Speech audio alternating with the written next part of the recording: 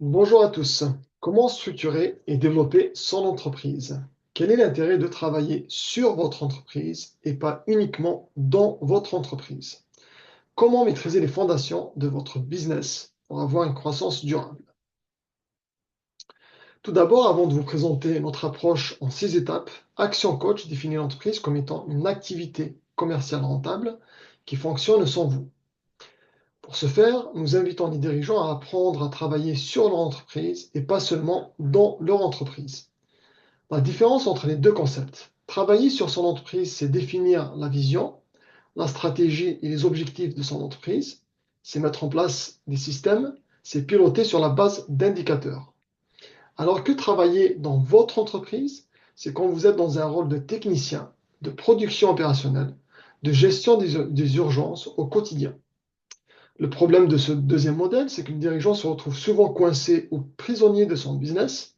Il peut vite se retrouver débordé, fatigué, avec plus de 60 heures par semaine sans avoir du temps pour prendre du recul, ce qui limite la croissance et augmente certaines frustrations.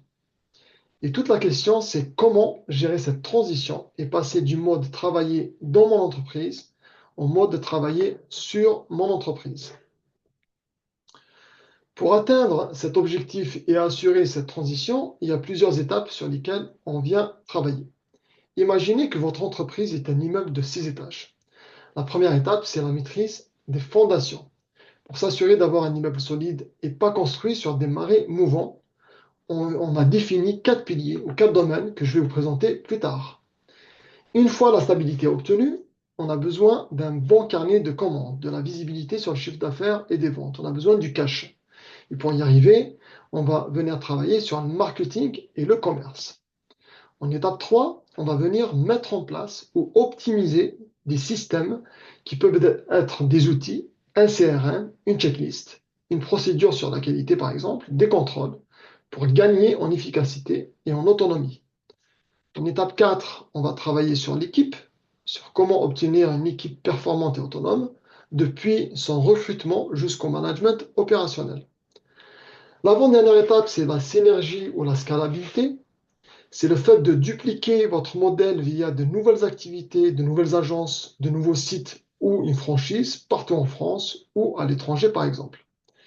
Enfin, arrivent les résultats qui peuvent se matérialiser par une augmentation de chiffre d'affaires et de profit, par un gain de temps considérable, car l'entreprise à ce stade peut fonctionner sans vous, elle est autonome. Comment maîtriser les fondations de votre entreprise? Nous avons 4 domaines essentiels. Le premier domaine, c'est la destination, c'est votre stratégie, c'est la vision, c'est la mission et les valeurs, plus la culture que vous avez déterminée pour votre entreprise. L'idée, c'est de venir clarifier cette vision et de la partager avec vos équipes pour gagner en leadership et impact. Ensuite, nous avons la maîtrise des finances, maîtriser son budget annuel, sa trésorerie, sa rentabilité et ses marges. Aujourd'hui, c'est vital pour piloter et suivre son entreprise. En 3, c'est la maîtrise du temps. C'est la seule ressource aujourd'hui qui ne se régénère pas. C'est un enjeu majeur pour les dirigeants. Beaucoup de dirigeants travaillent plus de 60 heures par semaine. Ils n'arrivent pas à passer beaucoup de temps avec leurs familles proches. C'est une réelle frustration, surtout lorsqu'ils ne voient pas le résultat de leurs sacrifices. Donc, on vient travailler sur comment gérer et optimiser votre temps, mais aussi comment aider vos collaborateurs à optimiser leur temps, car ça permet d'avoir une entreprise bien plus profitable. Enfin, maîtriser les opérations.